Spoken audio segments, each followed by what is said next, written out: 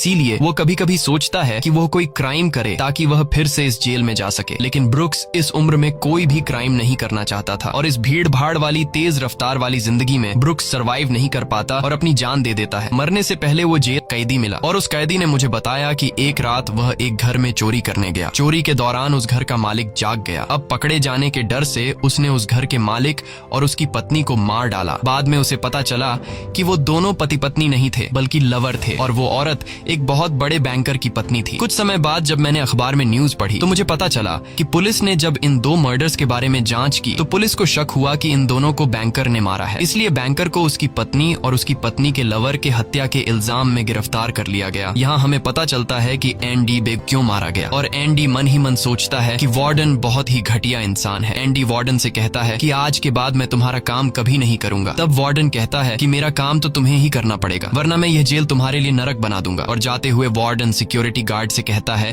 कि उसे एक और महीने के लिए काल कोठरी में रखो। काल कोठरी एक बहुत ही खौफनाक जगह थी जहाँ काले अंधेरों में कैदी को पूरे 1 महीने रहना पड़ता था। अब एंडी इस काल कोठरी में 1 महीना तो बिता चुका था लेकिन अब उसे एक और महीना उसी अंधेरे वाले छोटे से कमरे में बिताना पड़ेगा। बाहर पूरे जेल में यह खबर फैल जाती है कि एंडी उस गुनाह की सजा काट रहा है जो उसने कभी किया ही नहीं था। जेल के अंदर मौजूद सभी कैदियों को एंडी के लिए बहुत दुख होता है। अब काल कोठरी में पूरे 2 महीने गुजारने के बाद जब एंडी बाहर आता है, मेक्सिको में समुद्र किनारे एक बहुत खूबसूरत जगह है। कहा जाता है कि इंसान अपने आप को वहाँ खो देता है। मैं वहाँ अपना एक रेस्टोरेंट खोलूंगा, समुद्र किनारे अपनी नाव की रिपेयर करूंगा और वहाँ मुझे एक जोगाड़ी आदमी की जरूरत पड़ेगी जो मेरे लिए बाहर से सामान लाया करेगा। असल में वह रेड की तरफ इशारा कर रहा था। ये इंसान को पागल तक कर देती है। तुम्हें सच्चाई की दुनिया में वापस लौटना होगा। मेक्सिको यहाँ से बहुत दूर है। ये कहकर रेड वहाँ से जाने लगता है लेकिन जाने से पहले एंडी रेड से कहता है कि वादा करो कि अगर तुम कभी यहाँ से रिहा हुए तो मेरा एक काम करोगे। रेड जरूर करूंगा। तब एंडी रेड को एक एड्रेस बताता है और कहता है कि जब भी तुम यहाँ से छूट जाओ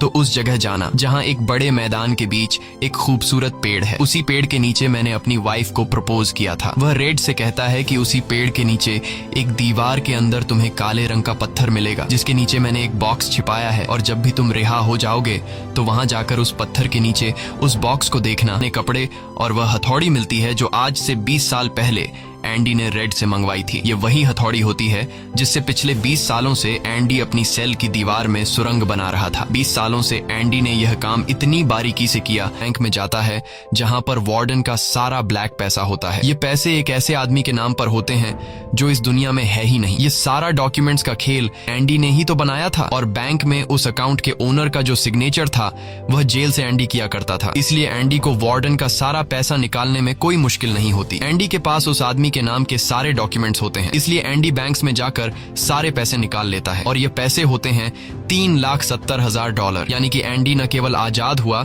बल्कि वह पैसों से माला माल भी हुआ। और यहाँ हमें पता चलता है कि एंडी जिस दिन से उस जेल में एंटर हुआ था उसी दिन से वह इस काम की प्लानिंग कर रहा था। वार्डन ने एंडी के साथ जेल में बहुत बुरा सलूक किया था और उसने टॉमी को भी मार दिया था। इसलिए वह वार्डन के काले पैसों के सबूत मीडिया को देता है। अगली सुबह यह खबर न्यूज़पेपर में छप जाती है। वार्डन पेज पलटता है तो वह देखता है कि वहां पर हथौड़ी का एक निशान होता है। दरअसल एंडी ने बाइबल के पेजेस को हथौड़ी की शेप में काटकर एक सांचा बनाया हुआ था जिसके अंदर वह अपनी हथौड़ी छिपाया करता था। और आज से 20 साल पहले जब वार्डन पहली बार एंडी की सेल में गया था और उसने एंडी की बाइबल उसके हाथ से लेकर वापस उसे लौटा दी थी उस समय भी वह हैं। और इसी के साथ ये कहानी खत्म हो जाती है। अगर आपको यह वीडियो अच्छी लगी हो तो हमारे चैनल को सब्सक्राइब और वीडियो को लाइक जरूर कीजिएगा।